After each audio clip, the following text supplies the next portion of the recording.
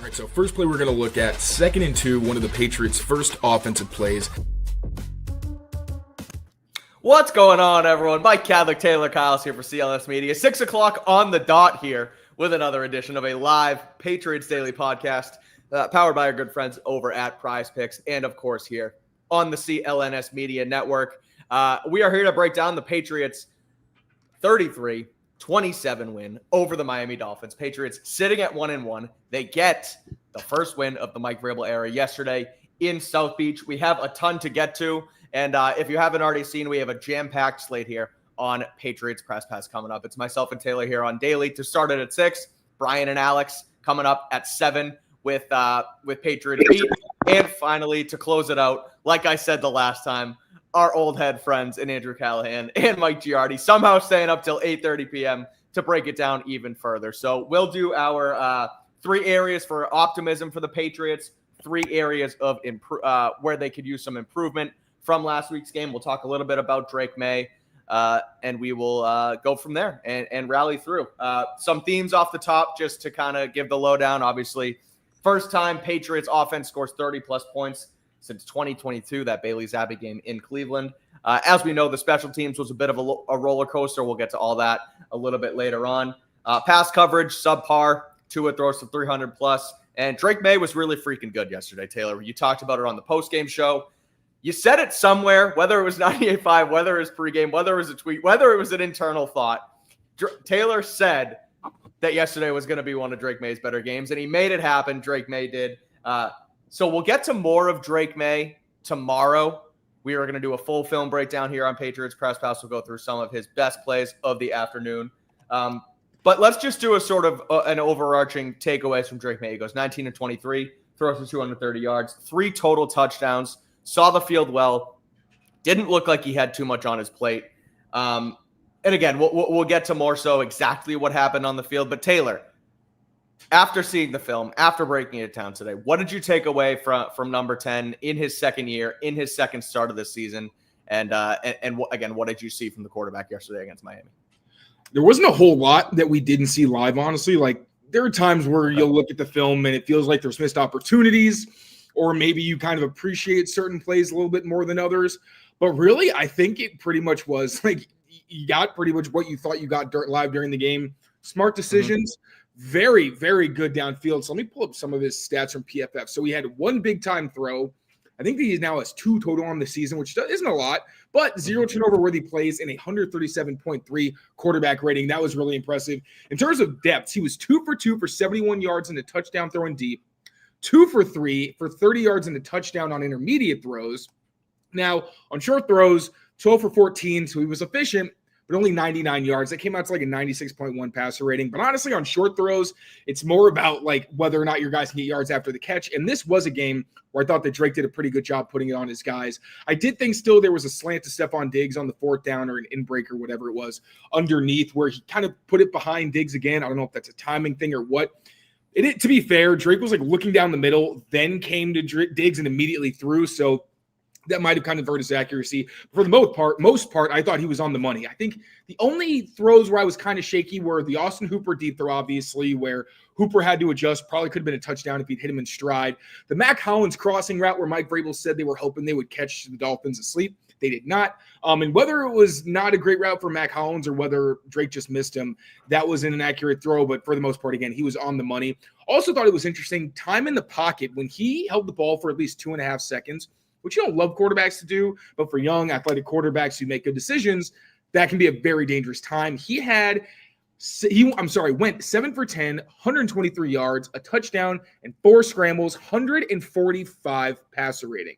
Now, there weren't really any areas where he wasn't successful. It was like kept clean when he was pressured. He only had 1 pressure drop back, none of which, and he had no self-inflicted pressures.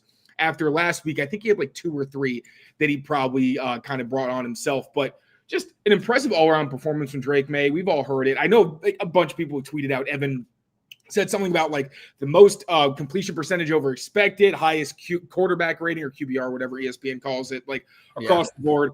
Very impressive performance from Drake. I really didn't have a whole lot that I was upset about. The only significant mental error I thought he made might have been his scramble touchdown. Now, I'm not sure if it was him or the center. I'll kind of get into more of that maybe. Actually, no, I can get out of the way now. David Andrews actually quote tweeted because yesterday I said I did not understand the protection plan because the Dolphins had 5 defensive linemen in the game, but Matthew Judon was kind of like out in the slot, and then Zach Sealer was lined up like a defensive end, which makes me think that maybe that was Garrett Bradbury's call, although I know Drake's supposed to set the protections because David mentioned that Bradbury probably didn't even see him. Like, you're looking down the defensive line, your plane of vision is very different than someone watching at home. He might not have even seen Judon, knew that Sealer was out there and said, okay, this is a 4-down front. So the Patriots' protection plan was, okay, we're going to treat this as 4-down linemen, and we're going to block the inside linebacker if he blitzes, because you'd rather have interior pressure than you'd rather have somebody coming off the edge than in the middle, because at least you can buy a little bit more time. Instead, it was the 5 defensive linemen all blitzed. No one touched Matthew Judon, and I think Drake Maye was smart to quickly see that Judon was unblocked and then get out of the pocket. So again, I don't really want to put that on him. I don't know if it was him or Bradbury. We'll find out more later this week, but very impressive performance from the second-year quarterback. If he can keep doing this kind of stuff where all the short stuff looks automatic as it should, the deep stuff shines because obviously he's very athletic. And when he used his legs, he used them well. There weren't really any times where I was like, probably should have let it go. There were times where, one, they got to stop telling Diggs to run a whip route against press coverage because he fell again. And when he fell, I think that was part of the reason why Drake left the pocket. And then, of course, again, obviously the broken protection. So good performance from him.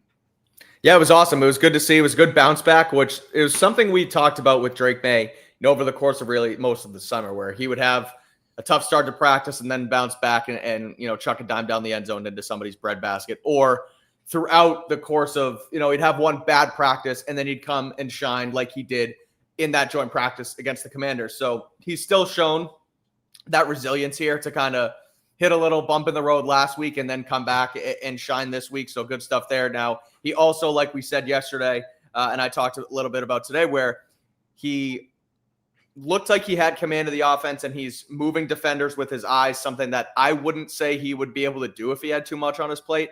And he also started the game hot, where this has been a thing with Drake Maye that we talked about, right? Maybe whether it's pregame jitters, whether it's just trying to get a feel for the game over those first couple drives. He skied the one to pop in the first drive against Las Vegas. Yesterday, he was dialed in from the jump, brought them down the field, scored a touchdown, and that really opened the floodgates. And Mike Vrabel said, I think it was either this morning or last night, that they don't want to be a front-running team. Now, granted, if you are front-running and go up 14, you want to, or 12 because of the 2 missed extra points, you want to hold on to it. But the fact that they were able to take on a little bit of water and then win the game towards the end was kind of the full scope of the game, and impressed me that the entire team, offense included, was able to kind of, keep on board, keep on track, and go win that football game. So on that note, we're going to get to 3 points of optimism for this Patriots team, as well as 3 places where they can still improve heading into week 3 against the Pittsburgh Steelers next Sunday. And the first one here, Taylor, is optimism, and it is the defensive line. Now, the big star play of the game was obviously the final one, at least the defense's final play from scrimmage. Milton Williams gets the game-clinching sack on Tua Tagovailoa. Overall, 4 sacks from the defensive line. Robert Spillane had one as well. Obviously, he's a linebacker, but Milton Williams has crazy. Tua ran outside the pocket. Spillane existed in the area. Didn't let him. That was a weird stat that they gave him. So even better, 4 sacks on Tua, all from the defensive line. 2 from Milton Williams, 1 from K'Lavon Chaisson, and then another one from Harold Landry. They currently lead the NFL in sacks through 2 weeks now. I don't know if any team playing tonight has the opportunity to pass them, but for now, through Sunday, they're getting after the quarterback. Over these first 2 weeks. The Milton Williams signing looks awesome. Christian Barmore looks like he's back. This front on defense, there's a couple other things on D that aren't working out so well right now, which we'll get to later in the show. But they're getting after the quarterback along the defensive front. What did you see? What are you impressed by? And why should we continue to be optimistic about this front 7, or these front 4, really? So live, there were times where I know people thought that Tua just had all the time in the world, which I disagreed with. There are times where sometimes they'll chip on the edges. And you saw that a lot, where if you see K'Lavon Chaisson, specifically K'Lavon Chaisson, and also Harold Landry, but not quite to the same extent, those guys have to work through multiple blockers a lot, especially if the offense knows they're going to pass and the defense knows they're going to pass. So their numbers are kind of affected. But, I mean, Milton Williams and Christian Barmore last week really showed why they're such a pick your poison kind of duo, because Christian Barmore really started to look more like his old self, just overwhelmed the Dolphins offensive line at a lot of points. And also, obviously, the right side was vulnerability. Barmore lined up on the offense's right pretty often, and even when he was double, like he was making an impact. You get the twists, the fact that they don't just win individually, which they did a ton. Like there were a bunch of plays where they were just like, hey, we're going to kind of widen our defensive tackles, and you have to pick which side you're going to slide to, and whoever's one-on-one is probably going to win. So the Dolphins were in some pretty bad spots, and once the game got to the point where it was very much obvious that they had to throw the ball, that's where we saw the defense really start to turn it up. Harold Landry started to pin his ears back, whereas most of the game it felt more like he was just trying to keep Tua in the pocket and make sure that he didn't roll out to his side, whereas K'Lavon Chaisson got more of the opportunity to kind of free reign, which was the opposite the week before. I felt like a lot of times Landry got those chances and Chaisson didn't quite as much. Just kind of my raw perception of that. But looking at the stats, so Milton Williams continues to be one of the best interior defenders in football. Last week, he was top 10 in every pass rush metric that's really significant among interior defenders. This week, week 2 position stats, he was tied for the most sacks at the position with 2, tied for the second highest pass rush productivity at 13%. He was actually tied with Ojimo, who's an Eagles defensive lineman who replaced him in Philadelphia. And he also tied for the third most pressures with 5. So another week where Milton Williams is showing why they're paying him the big bucks. Also continues to look good as a run defender. Seriously, all the doubts about him before the season, he's putting them to bed very quickly. And all his 5 pressures, 2 sacks, and 3 hurries, and 13% pass rush productivity all led the Patriots in week 2. Christian Barmore had the 6th highest pass rush win rate at 17.9% among interior defenders with at least 20 pass rush snaps. Funny enough, Khyiris Tonga tied for Daniel Ekuale, who's now on the Steelers, who the Patriots play this weekend, for the highest pass rush win rates among interior defenders, but their minimum was like 10 or 15 because they didn't play quite as much. But thought that was pretty funny. And Tonga he had no pressures, and I think he had 4 or 5 wins. Like, even when Tua was getting it out quickly because it was early downs and Tonga was in the game, he was still doing well. He's been a really fun player. Got put on skates like once, but for the most part, he's been really good through 2 weeks. Barmore also had the highest pass rush win rate on the team, of course, and he tied for second on the team with 3 pressures and 2 hurries. Chaisson also had 3 pressures and 2 hurries. And Chaisson was pretty quiet. Landry was pretty quiet for most of the game. Until the end. He only had 2 hurries, but he made them count, and obviously the huge sack at the end of the game.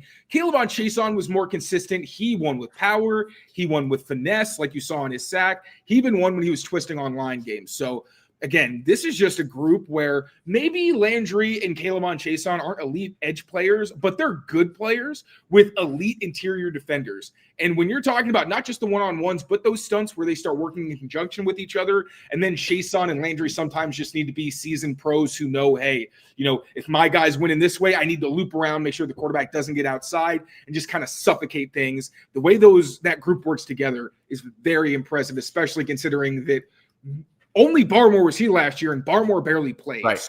Was really impressed. I have been impressed the past 2 weeks by that group. Also held the Dolphins to only 61 rushing yards. They averaged 4, so there was a level to which, like when the game was in hand, the Dolphins did have some success on the ground, but it's not like they were gashing them by any stretch of the imagination. And really interesting note, actually, this was a great example of why Mike Vrabel's defense is a game plan defense.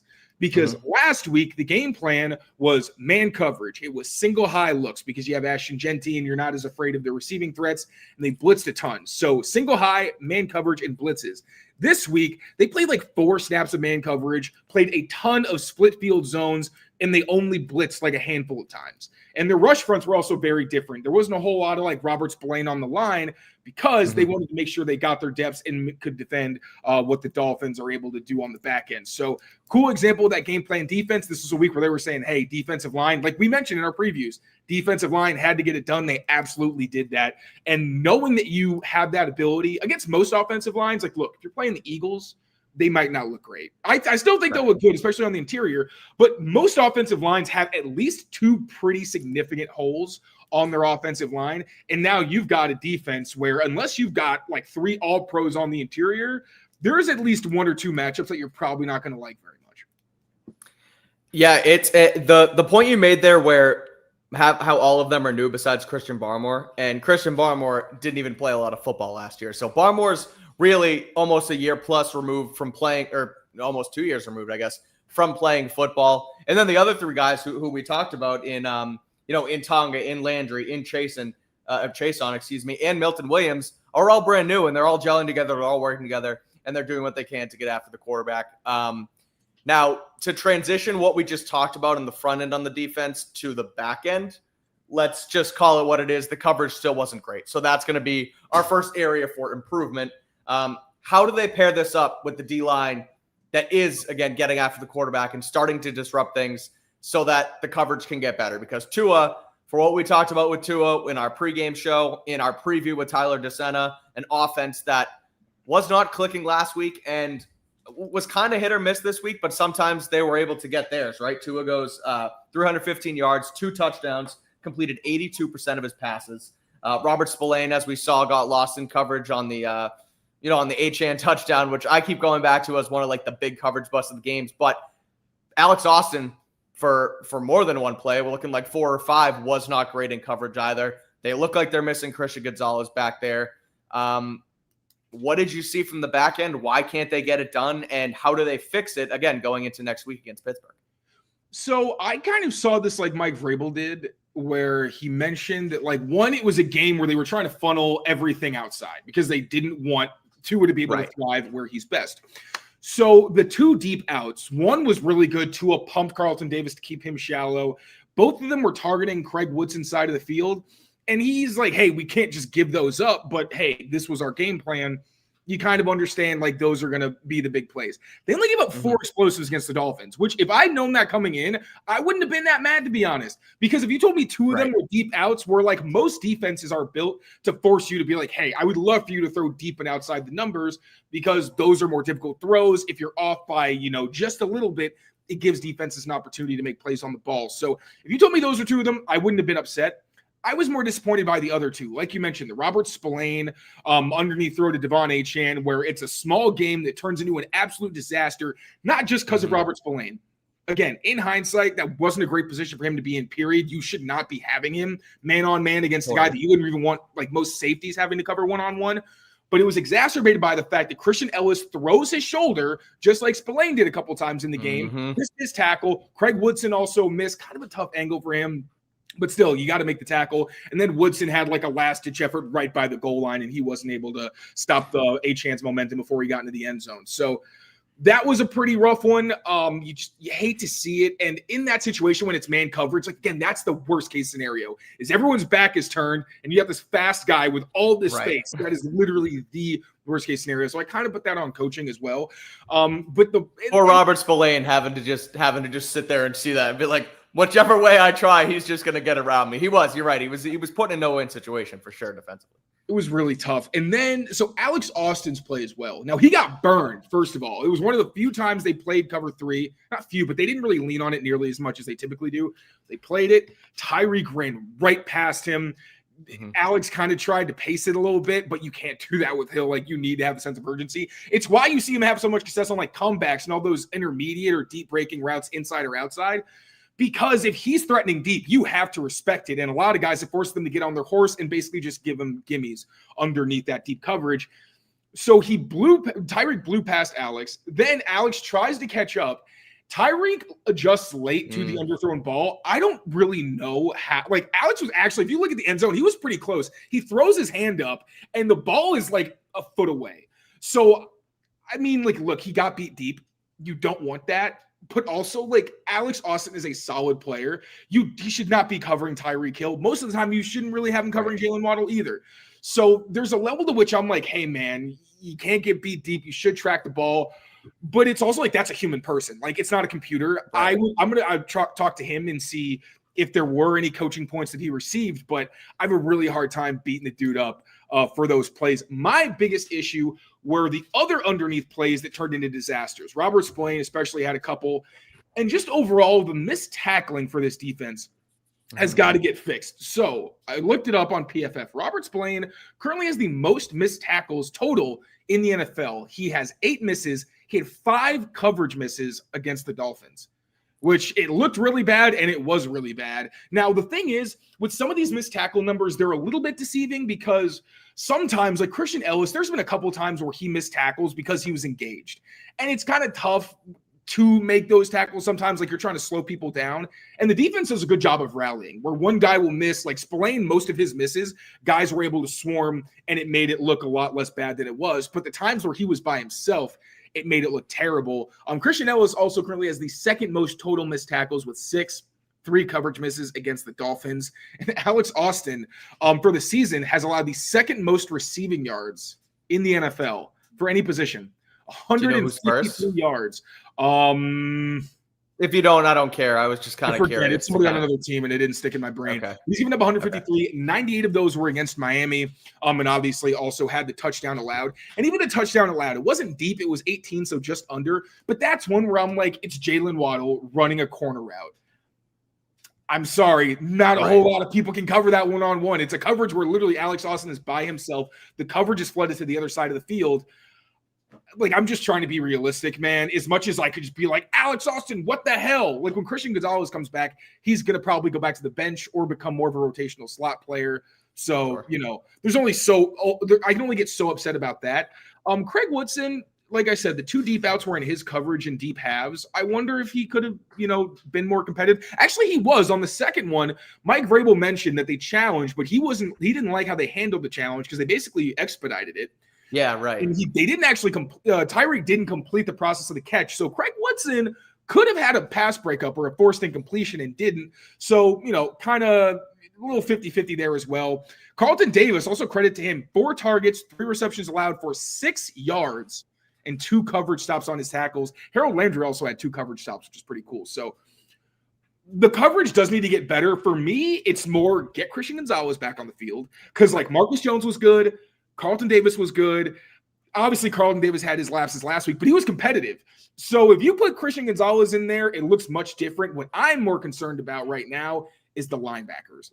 They need to tackle more consistently. They have good moments in coverage. Like, I think Robert Spillane also had a forced incompletion where he was right on a crosser and he was able to deflect it. So these guys have their moments. They're in position a lot of the time. It's just when they're not and when they miss, it does hurt the defense. So, Mike Vrabel said overall he didn't think the tackling last week was that bad. Yeah. I was kind of surprised, but honestly, it was more like specifically Jacoby and him making guys miss. So, yeah, the tackling has to improve because I think that and Christian Gonzalez coming back, and Christian Gonzalez is expected to play potentially this week.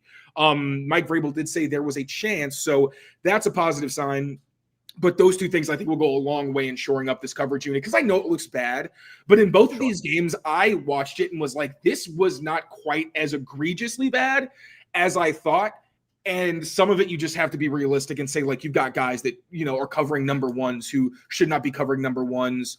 You are putting linebackers, specifically Spillane, in some difficult positions. So not as bad as I thought, but still absolutely an area for improvement because, Tyreek Hill was still dinking and dunking you all up and down the field. 1 for 2 in the red zone, give them credit for that. But, you got to be tighter because other teams who don't shoot themselves in the foot are going to be able to capitalize and really punish you for those weaknesses. Yeah, that the play you talked about where Austin kind of lost Tyreek for, in the area, the long ball, he comes and tracks underneath. I feel like that's something Tyreek Hill has done super well, even dating back to his Kansas City days, where he can just track the ball in the air and you just kind of throw it up there to him. And even if he doesn't have the defender on him beat, he's able to just track the ball better than the other guy is in the air and find it, whether it's behind him, whether it's in front of him, he runs over, under, what have you. So, again, when you're talking Tyreek Hill on Alex Austin,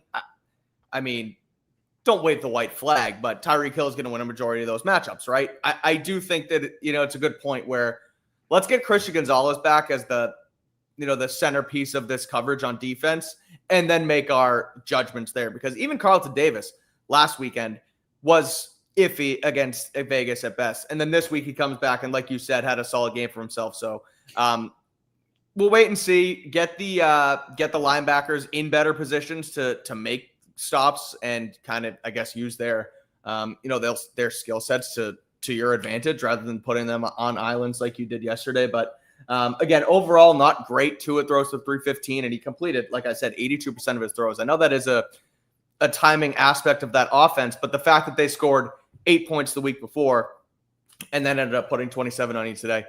Clearly not as good as what Indy did last week. But you get the win, and that's what matters. And you get the win because of what you did on offense, specifically with Rhamondre Stevenson. So next point of optimism is these veteran running backs, Taylor. Rhamondre Stevenson runs for just under 5 yards a carry. Antonio Gibson runs for over 5 yards a carry on 5 attempts. He obviously had the kick return for the touchdown that really swung the game in the fourth quarter. I asked Rhamondre Stevenson today what he saw from the running game specifically, which we'll talk about the run blocking, which wasn't great, and Mike Onwenu admitted that today as well, but they were still able to get it done because of these running backs. And Rhamondre said they basically just ran the football more this week, and that's why they were able to get the ground game going. And also said that the double teams that the offensive linemen in front of them got to the second level and were able to open up the lanes even further with them. So a good game on the ground. A Rhamondre Stevenson, 88 receiving yards from Rhamondre as well, which you see on screen here. 5 catches on 5 targets. Had that long 55-yarder where, again, I said it yesterday. I really thought he was going to cut across the field, go completely other pylon, and get in the end zone, but he looked like he ran out of gas a little bit. But that's okay. Veteran back, what have you. But they played really well. And even without Travion Henderson, who everyone thought was going to be the star of this room, kind of playing the third string back, for lack of a better term right now, because these two guys are just playing really well. And that's the reason I say veterans, because Travion Henderson makes the most of his touches. You know, he was a little funky on, I think, one screen last week, but he was better this week. He had one that he popped. But the pass blocking is the reason that Travion's not on this list, and a reason that we all expected. Like, he was great at it in college. He was great at it this summer. None of us really saw this coming, that it was going to be an area where he struggled, because if we did, there's no way we would have considered him to be as much of a focal point as we were thinking. Because in the Josh McDaniels offense, if you can't block, it really hinders how much he's going to trust you to be in the game. But the veterans, man, they were good. Rhamondre continues to be one of the best pass blocking backs in the NFL. When we talk about his game, and I'm glad he got to show his downfield ability too, because it's not just like, no, he's not the most special runner in the NFL where he creates all of his own yards. He does it more than most, and I'll get into that in a little bit. But he is a complete running back where he can catch passes at all 3 levels. And we saw flashes that people act like he's never done this before, but we mentioned it last night. He showed it his rookie year. No one's just ever really leaned into it. And there's also always typically been people on the team when that was part of the playbook who were just better at it or were more ideal in the role. Like, I feel like Zeke got more of those touches when it was his year. Antonio Gibson was one of the only ones who got really downfield touches around the running backs last year. So it was really just something that wasn't capitalized on. But so looking at his week 2 stats, funny enough, only Devon Achane among running backs had more receiving yards. Achane had 92.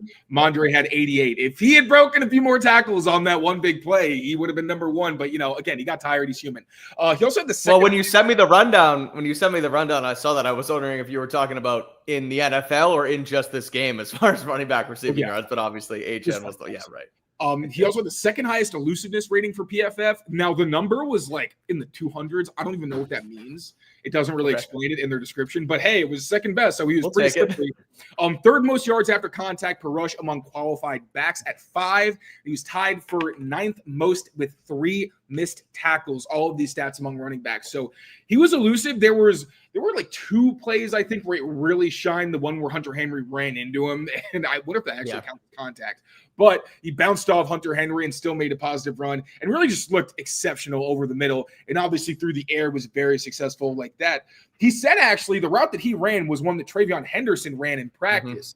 Or he said it or Vrabel did. So that was pretty cool. Vrabel mentioned it. I think someone said it last night and someone said it today. But long story short, yeah, they did have – it was like a play that Travion ran before and they ran it successfully. So yeah, so cool to see that Rhamondre gets to show people he has that versatility because he's had it. Now he's with the coordinator who, once again, knows how to maximize his skill set, and he made the most of the opportunities. Also, no fumbles. Bless. We love to see it.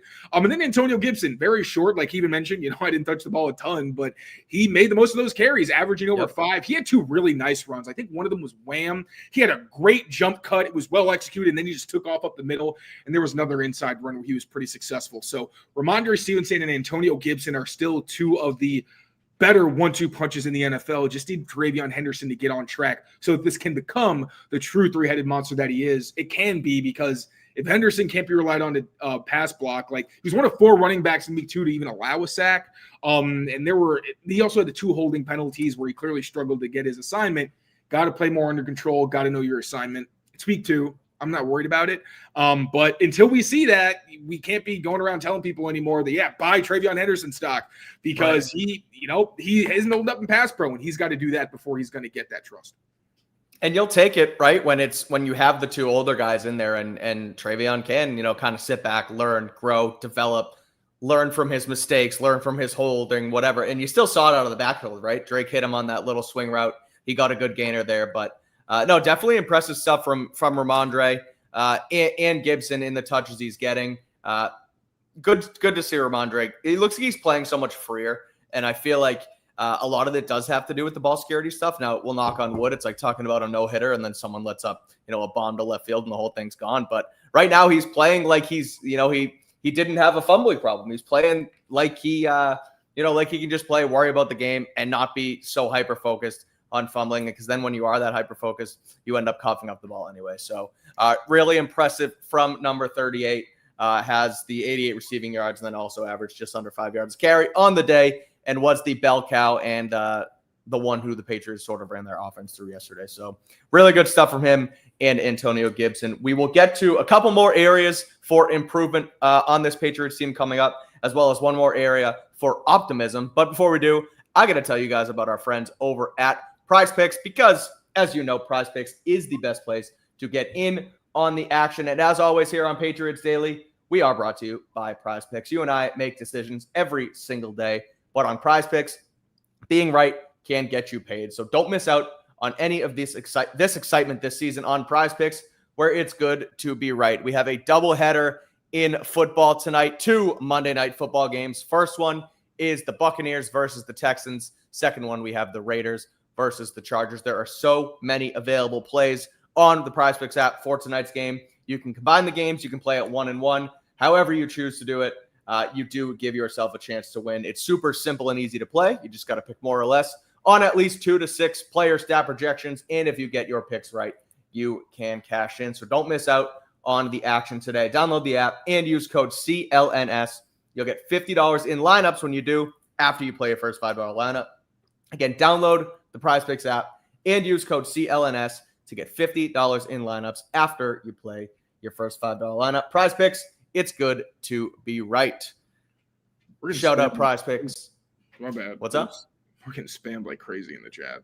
Oh, yeah, I know. I don't know what those are, but shout out PrizePicks. As you guys know, they power us here. They help us out, and it helps us out when you guys download the app, use that code, and play and win. So we do have 2 games tonight, as I said, on the Monday Night Football slate. First one is, that's not what I'm looking for. I got to remove that, and I got to put that up. There we go. First one is Texans and Buccaneers. Right now, there is a flash play on the PrizePicks app. CJ Stroud is discounted at 202 passing yards. I'm going with more. I think it's going to be a quarterback battle tonight in this one, and that's why I also have my guy Baker Mayfield going more than 1.5 passing touchdowns. I also, tangent, need Emeka Egbuka to have a nice night tonight for the Buccaneers for a fantasy matchup. So, hey, Baker, throw 2 touchdowns to Egbuka and win us our PrizePicks lineup for this first one. And then there's also a second Monday Night Football game. It is the Las Vegas Raiders. It is the Los Angeles Chargers. And I used this lineup to make Patriots fans happy, as I have Ladd McConkey having more than 75.5 receiving yards tonight, and Ashton Genty to go for less than 66.5 rushing yards. Not that Genty's going to be a bust by any means, but the Patriots held him in check last week. The Chargers have a good and stout defense, and I think that they'll hold him to less than 66.5 rushing yards. Before Genty becomes the all-pro running back that we think he is, he struggles a little bit in his first 2 weeks. So that being said, if you want to join in on it with us, just download the PrizePicks app and use that code CLNS, and you get $50 instantly after you play your first $5 lineup. All right, that's enough about our friends at PrizePicks. You know we love them, but we got to get back to the good stuff here on the Patriots, and that is areas for optimism, areas for improvement after last night's game in Miami. We're back to improvement, Taylor, and we're going with the run blocking. This aspect of the game still could use some work. I mentioned it. Each of these veterans had right around 5 yards of carry, so they were getting it done. But Michael Wenu was asked about it today, about what he saw from their unit up front, said that the pass pro was improved. but he felt like they could do better in the run game. So what did you see from that angle? And what do you want to see more of with the Patriots on the ground? Because we know we want that to be kind of their bread and butter here on offense.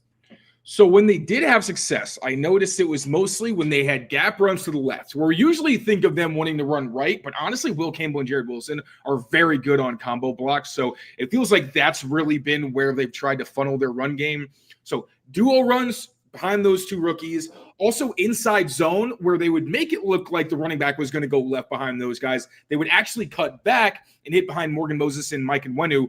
And honestly, there were a lot of very good combo blocks. Like, I cannot emphasize enough. There were some extremely positive flashes that got you excited. Also had power plays where you had Jared Wilson and Mike Nwenu on two separate plays, pulling and springing running backs for good gains. You also had a wham play where Hunter Henry came down, and it was the same one that they didn't do well last week, where it seemed like somebody made a mistake and didn't get to the second level, and the guy got there unblocked. Much better executed this week. That was awesome to see. I also want to give Austin Hooper credit. There was one play where they ran to the right. I think it was on one of the power plays where he and Morgan Moses like put somebody on skates and completely cleared out the lane. So I do want to give credit where it's due. And considering they had no success with the run game last week, it was really nice to see them start to build some chemistry and improve. Like, my biggest thing was, one, they didn't pick up a lot of stunts. I thought the Dolphins would be more aggressive. They weren't, so that wasn't really a big factor in this. But you could tell that getting to the second level and blocking linebackers was an area of emphasis for them, and it showed. They did a much better job of that, even if they weren't perfect. But there was more bad than good, I think, in the run game. Now, when you look at their efficiency numbers, some of that is affected by the kneel downs. Some of that's affected by the fact they had two quarterback sneaks, which for some reason, like when it comes to, I think it was EPA, they were rated as negative plays, but obviously they were positive because they got first down. So EPA can be kind of funky sometimes, but there were some circumstances where if you do look at EPA, it might make them look worse than they were, even though I think generally they were pretty positive. But when they were good, it was because of the running backs, mostly. And obviously still some efforts up front, but there were also a lot of plays where, so I'll break it down by concept. When they wanted to go downhill, a lot of the time the running backs wound up bouncing towards the skill players, which was a lot of time Mac Hollins, Hunter Henry, and Austin Hooper. While those guys did have their moments, I did think that when they had to block defensive linemen, which kind of like no duh, they struggled. Right. Like Zach Sealer, the edge guys, like pretty much any of the edge guys really gave them a hard time and were able to dent the edge. So there wasn't a whole lot happening over to their sides of the field. Mac Hollins also missed multiple blocks. There was one where I think he probably could have been shifted inside for a better angle. But honestly, I hadn't been as impressed by him as a blocker as I was hoping to be, which is something to kind of keep in mind. There were also, and that was mostly downhill runs, also an outside zone. They were just running into walls. They had 4 or 5 outside zone runs, and none of them went for more than 3 yards. They either went left, where it felt like they were trying to create a crease by getting a tight end there and then get their running back outside. It was really mostly Rhamondre Stevenson and Antonio Gibson. They weren't able to do that. There was no place to bounce the run, so when they tried to cut it back, guys would struggle. I know Garrett Bradbury struggled with some reach blocks. Will Campbell struggled with some reach blocks as well, but I don't think he also got a lot of help. And then when they went to the right side on 3 snaps in the red zone, there was just nothing there. Running backs would go straight ahead right behind Morgan Moses and Mike Nwenu. But between those two guys, there were issues getting to the second level and just allowing tackles at the first level. So that was an issue. I also thought there were some downhill plays where they would try to combo, and then when the second person peeled off, that defensive lineman was able to gain control and then tackle. Mm-hmm. So there were kind of issues all over the place. But the big staples for me were, I don't know, Josh McDaniels isn't huge on jumbo personnel. Like, he likes his tight ends. Bill O'Brien really leaned more into those back in 2011, so we'll see what happens. But I kind of like to see if maybe he trusts Marcus Bryant to get in on the action on some of these duo runs, because if you're just going to load up on that side, it's not fair to ask Hunter Henry to block defensive linemen. Like, he just doesn't really do it that effectively. And if you're going to do it, give him motion. There just needs to be some type of advantage he gets because, he's solid in the role. I don't want to disparage him or Austin Hooper because they're pretty solid blocking tight ends, but they're not, the best in the league or even really close up there. So they need a little bit more support. And then just being more effective on their combos and climbs, that's going to be a weekly thing. You always got to kind of improve there. And outside zone, I don't really know. I would like to talk to them and Did see. They scrap it?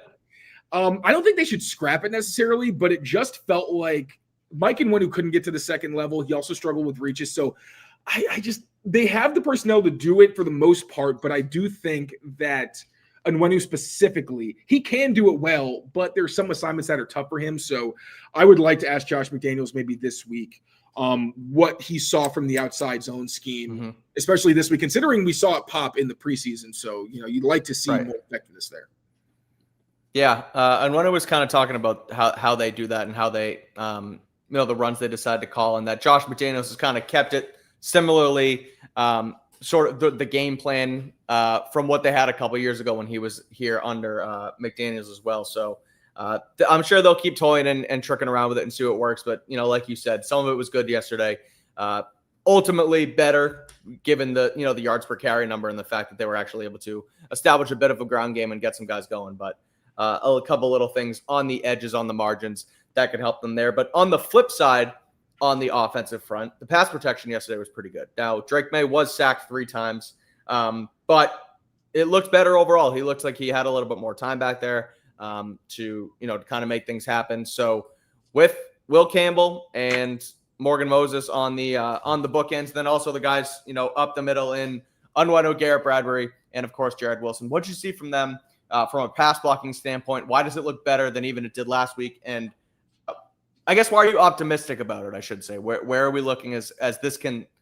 How can they build on this moving forward, I guess is what I'm asking. Yeah, so the sacks all came actually off of skill players. So obviously there was the Hunter Henry play where the first pass or drop back they had, they were going for the throat on that first drive. There were 2 times, you saw it on the Hooper play as well, where they were trying to score from all the way on the other side of the field. The first drop back, they put Kyle Williams on the field. He was the only person running a downfield route. It's kind of a concept we've seen Josh McDaniels run with Brandon Cooks, with Chris Hogan, where he'll fake the run, then he'll fake an end around. He faked it to Travion Henderson in a 2 tight end set. Usually with all that backfield action, the idea is it takes so long for the defense to process, and then the fast receiver kind of slow plays the start of the route and then explodes. Now, the Dolphins did a decent job on the back end, kind of creating a bracket around Kyle Williams. But I do wonder if Drake had time, if he would have just put air under it and been like, Kyle, you either go get it. No one's going to get it. Or he could have dumped it down if he had a second longer, but he didn't. Hunter Henry was the one pass blocking against Chop Robinson. That's obviously a huge mismatch, and it didn't work. The second sack came on another shot play where they went play action with Hunter Henry as a fullback. Henry kind of chips, so they're trying to make it look like, I think it was basically inside zone lead. So Hunter Henry basically chipped the edge, and I think Travion Henderson was supposed to follow up and get the block because Hunter then released on a corner route downfield. It looked like he was about to get open. It's impossible to know for sure because the defense got to him before Hunter Henry could even do anything. But I like the play. But Travion Henderson kind of ran past this guy, didn't notice until it was too late. And then obviously what happened. And then also on one of Travion Henderson's holding penalties, he gave up another sack. The offensive line was good. The offensive line was actually very good. Will Campbell, Jared Wilson, and Garrett Bradbury did not give up pressures. Now, I think Will Campbell and Jared Wilson both did lose to TE twists early, but they were good after that. Like Jared Wilson looks more confident by the week. There were a couple times where he was looking for help and went all the way to the other side and noticed loopers like from a different side of the defensive line. I was really impressed with his awareness. I thought Will Campbell handled Bradley Chubb, didn't allow any pressures. I don't think he got beat once against Bradley Chubb. That was great to see. And Garrett Bradbury, again, man, tip my cap. I'm sorry. I'm an asshole. I was very critical of him, and he has been great. He obviously had the bad snap. Can't have that. And he did get walked back on a quick drop back, which was like that was what I was afraid of, is him just getting put on. He's been talking about that for a month and a half now. That happened. That was the only time I've really seen that in the past 2 weeks. And we've been kind of conditioned to believe that was going to be a regular occurrence. So Garrett Bradbury, it's also so happy to give him his flowers because he seems like an amazing guy. Yeah. Like I felt like I was so nervous about how he was going to perform. I was kind of scared to talk to him. I was like, because I always like to kind of bring good vibes, and I just didn't know what to say. But tomorrow I want to be like, dude, I was wrong. You've been balling. And kind of ask him also about some protection plans and stuff like that. So the rookies and Garrett Bradbury, really everybody that we were concerned about, was great in this game. Mike Onwenu and Morgan Moses were still good. David Andrews actually said he didn't think Morgan Moses was as good as last week, which I was surprised by. I thought that, so Jalen Phillips beat him clean on Drake Maye's throw to Rhamondre Stevenson. The reason that play looked so cool was because Jalen Phillips beat him so fast, he used a ghost move, which is usually how you get those just instant. Like those are the sacks that everybody goes, ooh, because it's like you beat somebody basically without touching them. And he wound up getting unblocked, and Drake did a great job breaking the tackle, then hitching up and throwing.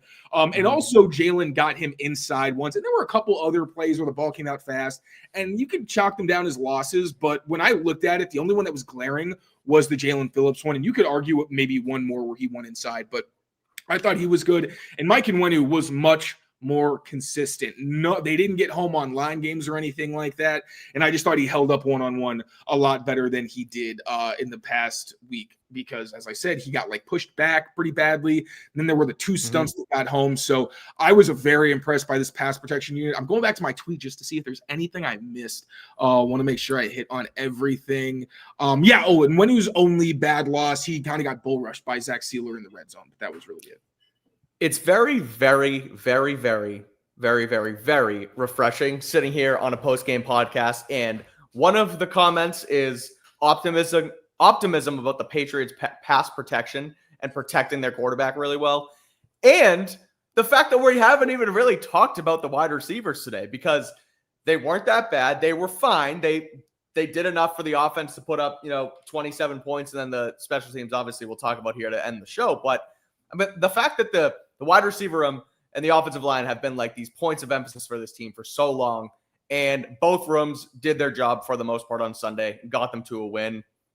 Feels like we're kind of starting to tick up on this offense a little bit here, Taylor. So I know it's only one game, and week one was week one, but they looked good last week. Hopefully they can continue moving forward. Really impressive stuff, obviously from the young guys, especially on the left side, in Will Campbell and Jared Wilson. Now, this final one here, this final area of improvement is it was astounding to me on just how much of a roller coaster the special teams was on Sunday against Miami, and that's what this last one is. Special teams consistency, because some of it was great and some of it was awful. As we know, an insanely up and down day, the two misses early from Andy Borregales, then he comes in with a clutch kick in the end, and then he fails to put the ball in the landing zone. He gives him the ball at the 40.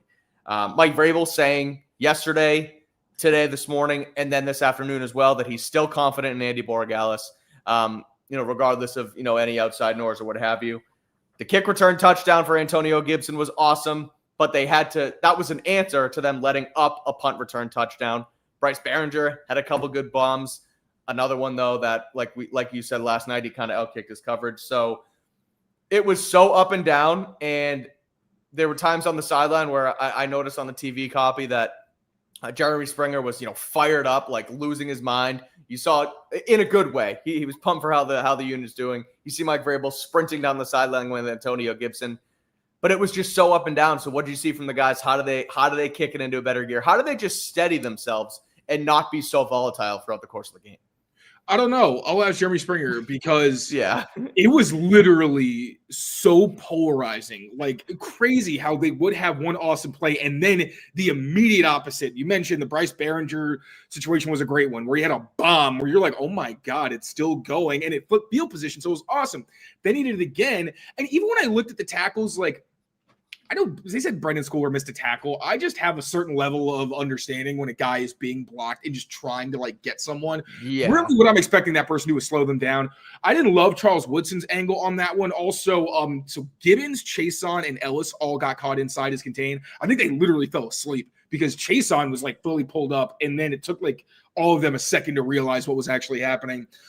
Obviously, also great that you had the kick return touchdown to follow that up. And on that one, Westover and Hooper were at the point of attack. Really good blocks by them. Duggar had a piece of a guy, not all of him. And then Gibson, that whole run had great contact balance and elusiveness. He juked to get into the hole, ran through the guy, Duggar's assignment, who tried to tackle him, then kind of kept up while running through a pile, and then popped out and surprised the entire Dolphins coverage unit. There was also a really nice combo from Marte Mapu and Del Pettis, two guys who make the most of their opportunities on defense, but also really do take special teams seriously and do a great job there. And Hollins made a nice seal, and Jennings pancaked the guy, which is pretty sick. He buried somebody. And then Antonio Gibson, being, the home run hitter he is and the big MFer he is, was off to the races. So that was one kind of tale of two halves, but also because of the kick return touchdown, I forgot that he actually muffed the kick return before halftime. So even Antonio Gibson, who had the return touchdown, if he hadn't had that, we'd be sitting here talking about that was pretty bad. Like, do they still trust? I mean, I don't know if we would say if they still trust him, but we'd be sitting here being like, that wasn't great. I don't think he had a very good performance, even though his first return was also pretty solid. And of course, Andy Borregales. Now, I had him as down last night, and that was because there was more bad than good.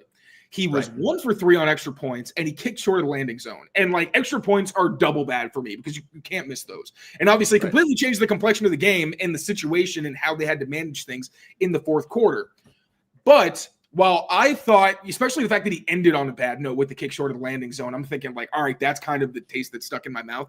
Even though he did make a 53-yard field goal, he made a 22-yarder. And Mike Vrabel, who gave him a game ball, and I think that's also very smart by Mike Vrabel to make sure that he is giving his head on, making sure your rookie kicker stays confident. I really think that's brilliant because I remember watching the post-game interview with Andy, and it kind of he didn't seem too overjoyed. And you understand, kicker is such a mental position. But it was I thought it was a really classy move. Made me feel like an asshole for putting him in 3 down, which I deleted it for. But it wasn't that's the thing. Even today, Taylor, I asked Vrabel about it. I think it was I've asked him another one this year, but it was one I've kind of sat back in these presses and haven't given too much thought and just kind of let it happen. But today I asked because my algorithm on Twitter and TikTok popped up twice. There was a clip of him from a couple years ago on a podcast talking about how all of the kickers he had in Tennessee, they would stink with them, then they would go on and they would have success. And last night, Parker Romo got a game ball on Sunday Night Football. He went 5 for 5 and he led the Falcons to, had 15 points or whatever.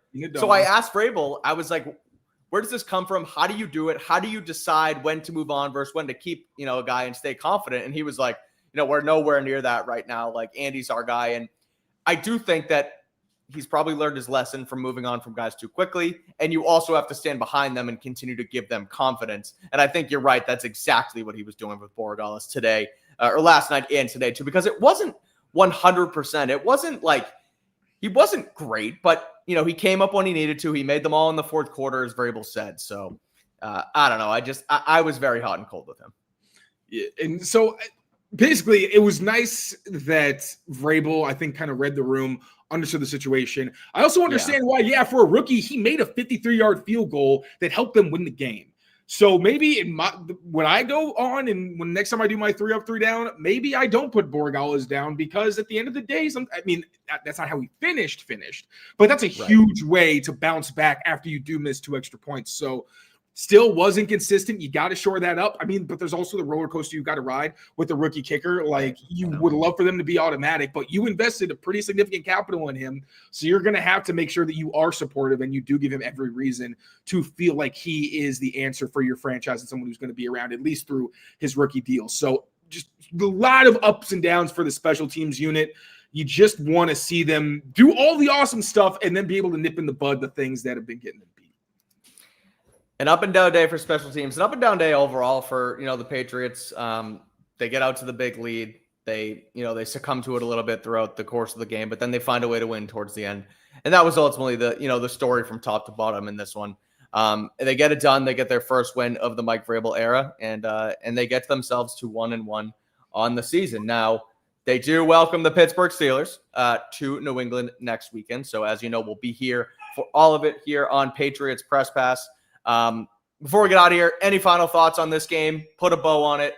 What'd you make? Not what'd you make of it. I know we just did that for the last hour here, but any final thoughts, any parting gifts for the Miami Dolphins before we do turn the page into Steelers week? No, I hope they don't. Well, we do have Drake Maye film. So. Next. Yeah, we do have Drake Maye film. That'll be tomorrow. I've already got the plays. They're diagrammed up. They look beautiful. So if you remember, great job. Will get it live. We are going to get that tomorrow. I think either 12 or I don't know what time. 12 or 1. One of those. Around noontime, we'll make sure we send out the promo tweet. You'll know when. But that's going to be a lot of fun. 5 of Drake Maye's best plays. Going to be breaking them down. So look forward to that. Yes, sir. I do want to mention actually here before we get out of here, Game Time, as you guys know, another exclusive partner here on the CLNS Media Network. And ticket prices right now at Patriots versus Steelers at Gillette Stadium this week, they're as low as $180 exclusively on the Game Time app right now. Now, I would suggest getting in on it if you can right now and use code CLNS. You get $20 off your first purchase. But if you're interested in going to the game and you know you're going to go, you can also wait until closer to kickoff because prices continue to drop as the week goes on. So whether you buy them now, whether you're waiting for the week, keep us in mind over at Game Time and use that code CLNS. You get $20 off that first purchase. Terms apply. And that is going to do it for myself and Taylor here on Patriots Daily. However, you have plenty more coming up here on the channel. Patriots Beat coming up. Alex Barth, Brian Hines give their recap on last night's game against the Dolphins. And then after us, 8:30, Andrew Callahan, Mike Giardi on the Pats Interference podcast here too. So don't go anywhere. Keep it here. We got a nice television. It's not television. It's YouTube, but it's a TV type lineup here. Back to back to back. 3 shows in a row. And it's those guys next. So make sure you keep it here. Rate, review, subscribe to Patriots Press Pass as always. And thank you guys for watching. We'll be back tomorrow for some Drake May film. We'll be back later in the week for a mailbag and also previewing Patriots versus Steelers coming up this Sunday. So until next time, for Taylor Kyles, I'm Mike Kadlick. Thanks for tuning in. Take care of yourselves. Take care of each other. And we will see you next time. Peace out, everyone. Whoa.